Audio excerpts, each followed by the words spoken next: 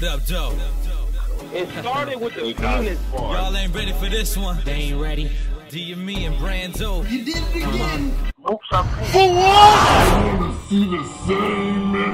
Yo, what up, though? It's your boy DME. All right, boys, let's get into this one. Dizaster. Dizaster goes on Periscope, guys, and he's let loose. Now, if you don't know what's been going on with Dizaster, it's this whole King of the Dot thing. You know, he's been threatening them on Twitter, saying if they don't meet his demand, which I'm assuming is money he thinks he's owed, that he's gonna start spilling the beans. And boy, oh boy, did he spill the beans today! Damn. All right. So, you know, let's get into some of the highlights. So, basically, he starts off by saying King of the Dot had problems with Dizaster doing traffic against Tay-Rock, going to the URL to do traffic. You know, and obviously, Dizaster, you know, he's been telling me he wants to build up the West Coast. He's not into one league, you know, and he paints this picture of Organic being very upset about it, and that, you know, that it's just that the way he paints it is Organic is really in huge competition with Smack and URL. Like, it's really a big thing that they're about. You know, it's not just about, you know, being in the league and doing what they do. They're in major competition with them. That's how they view things. Okay, so they act like it was this big problem at first, and then I guess they finally agreed and everything, and that's where that came in. So then during this time, Dizaster is supposed to be setting up the battle with Oxy. You know, setting up the battle with Oxy. You know, he brought it to Organic, and then he said that Organic ignored Oxy's calls for 3 months. For 3 months, nothing. While they were setting up other battles, you know, in Toronto. So Dizaster hits up Oxy himself, and they decide they'll do it themselves. They'll get a venue, and they'll get promoters. And I guess they had a guy, investor, and they had a venue. And Dizaster was going to get $15,000, you know, up front, and then plus, you know, whatever else they were going to get through more sponsors. So $15,000 plus more. And Oxy was supposed to get a huge amount. We'll talk about that in a minute. So finally, I guess Organic, after 3 months, gets a hold of Oxy. And then he hits up Diz and says, well, Oxy wants to do it on World Domination 7. Okay? And then Diz is thinking he just got snaked. He's like, well, we got something already going on. And you're like, well, what are you guys offering? So he thinks he's getting snaked. He calls Oxy. You know, Organic, not knowing that Diz and Oxy, I guess, are in communication. This is Diz's story. Okay, remember that. His side of the story. And then I guess it wasn't presented like that to Oxy. I guess there was a suggestion. Oxy hadn't agreed to anything. They made it seem to Dizaster that he had already agreed, and that it was locked in.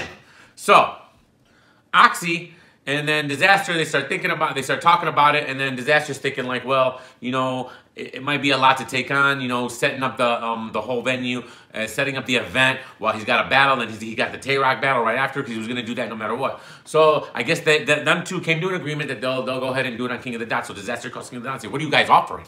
You know, because Dizaster's looking around 15,000 plus here. All right, but Dizaster says he doesn't. He wants at least 10 grand. 10 grand is his number. All right, give me the 10 grand and that's it.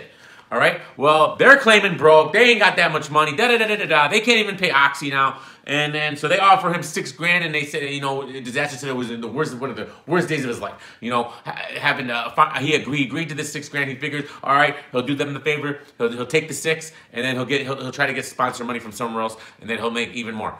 Okay. So they give him the 3 grand as a deposit, and Dizaster starts telling us that, you know, his rent is $2,500, so it's harder. He's hustling just to make money. All right, just to survive. All right, this is crazy. This is Dizaster we're talking about, right? This is the kind of issues with this battle rap stuff, man, where it's not a consistent flow of money. You know, like 10 grand, not a lot, man. It's like the last couple months, even if it is 10 grand, but then you got 699 down to 6. Now we're talking about one of the most epic battles of the year. All right, with the most viewed battle of the year. Or one of the most viewed battles of all time. And we'll talk about that in a second. So, Dizaster starts trying to get sponsors. So when King of the Dot gets involved, Dizaster's talking about how a bunch of sponsors throwing numbers at him, 15,000, 30,000. They just all of a sudden they want to do business with King of the Dot. So we're talking like a little bit before the battle. They sent Avi to him, and that's where Binga Boom comes in. Remember we discussed this. I was one of the first people to talk about this, you know, because there was that if you want to go watch the interview I did of Dizaster, we translated it. It was in Russian, you know, check that out. This is a lot of what was said in there, but this is Dizaster now actually talking about it. So, Organic or Dizaster comes. Now he's upset. He's really upset. He's getting crazy. All right, you know, in the Periscope. So, you know, he starts even talking about cannabis and how he got screwed over in that battle, and only because of Lush One, only because of stand-up guy Lush One, that he was able to get the money in, because Lush One is a stand-up guy and he'll ride for him forever, and you know, they're boys. All right, so that's cool. All right, this is where Bing and Boom comes in. So now they come, and then they come to Dizaster, I guess, Avi, I guess, and he tells them that, like they're doing this, oh, we hooked you up, bro, you know, we got you $4,000 more, all right? So you're gonna get your 10. He's like, we got a sponsorship deal with Bing and Boom, you know, paying $4,000, and then Dizaster's like, how is it exactly 4,000? Right? How is it exactly 4,000? Because he was getting 6, he wanted 10, they only had 6. Then they were like, oh, Bing and Boom's gonna pay 4. So he's thinking maybe it's like 12, 13, 14, you know, let him have it, you know, 1,000 here and there. All right. Crazy that the sponsor was exactly $4,000. I even suspected it because I'm a fucking computer. You can't fuck with me like that. When they said $4,000, I was like 6 and 4. That's 10. Why is it such a perfect number? 10,000. Come to find out, Dizaster ends up. I guess this is what he's saying. You know, even though in the interview he learned from the guy who was getting interviewed from, and it seemed like speculation, but the way Dizaster's saying it now, he actually talked to the sponsors. They said they gave them 40,000. They gave them 40,000. All right. So basically, they gave Dizaster 4 and pocketed 36,000. So this is why he's so upset. This is the huge reason why he's so upset. Then they actually came to him. They wanted his password. They wanted his Dizaster's analytics. You know, his analytics.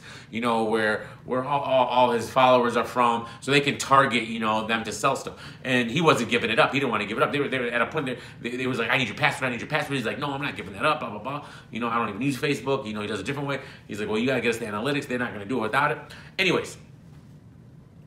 So he's saying now the reason why I only did around 10 million instead of 20 million, the Oxy battle, is because, you know, they were supposed to release it right off rip, because you know how the Russians, they be bootlegging, right? According to Dizaster, they're holding the battle up because they want him to sign this contract, you know, I guess to give up all the rights or whatever. And he's like, I don't sign no contracts. What are you talking about? So he's like, so they ended up right after the battle. They're telling him, we're holding the battle hostage until you sign this contract.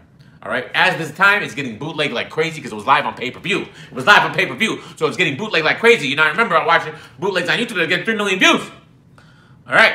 So he finally ends up, I guess, under all the pressure, he signs it away, and that's where we're left off here. So this is what he's really pissed off about now. King of the Dot, you know, there's a lot going on here with Dizaster. When he's saying a lie, he's getting crazy. He's saying this is part 1 of 1,000 parts. All right, where he's just gonna throw, you know, tell all. This is a tell all. All right. You guys gotta respond to this, like for real, for real. Enough of this silentness. You're a real company, guys. Like you can't move. You can't just have. You can't be slandered like this if that's how you feel it is. If that's how you feel you're being slandered and none of this is true, you can't just stay silent. All right. The only response we've ever gotten from King of the Dot on this situation was on my page when I transcribed the Russian interview. That was it, and they ended up deleting it. But they deleted the comment. All right, but I got the file, and you know, I put it on my Twitter, and King of the Dot liked it. So that it was from an anonymous source, but it was obviously from them. They have a whole story, but we need a public statement. We need a public statement. Dizaster is really going hard on you guys, and you're not looking good right now. All right, so I suggest you guys make some kind of statement. All right, do something. Have an interview with some. Do something. You can't just let this slide. All right, Dizaster. He's gonna be. He's not in a good mood, guys. He's not. You know how Dizaster is. Gets a little crazy. Kind of like me. I was kind of watching it. It was kind of like my rant against Battle Truth in the blog before. It was kind of funny to me. I guess all A-Raps are the same. You know, get crazy. I just wanted to bring that to you. That's Dizaster's side of the story. It's pretty much what we already knew, but he just painted a picture of a really like dark picture of King of the Dot and the way things are run there. And you know, I don't know, man. I don't know. I need to hear from King of the Dot. You know, what's their side of the story? I always want to hear both sides of the story, and I don't want to hear an anonymous somebody anonymous speaking on it. We need an official side. We actually need Organic to speak on this. I'm sorry, but Organic, you got to step up and you got to do an interview, bro, and you need to speak on this because Dizaster is one of the biggest battlers in the world, bro. All right, he's a star body, which is gonna come out next year. He even said something. He's got a lot of stuff about that he said King of the Dot was shady about. It's just crazy, guys. So you need to speak on it. You need to speak on it, guys. So when more information comes out, I will be covering this story when Dizaster keeps talking and talking and talking. In the meantime, if you want to watch the videos, they're on YouTube. Just put Dizaster, and then you'll find it. And or follow him on Twitter, and then I guess he's gonna be doing periscopes and letting it all loose. So I don't know, boys. Until the next time, peace.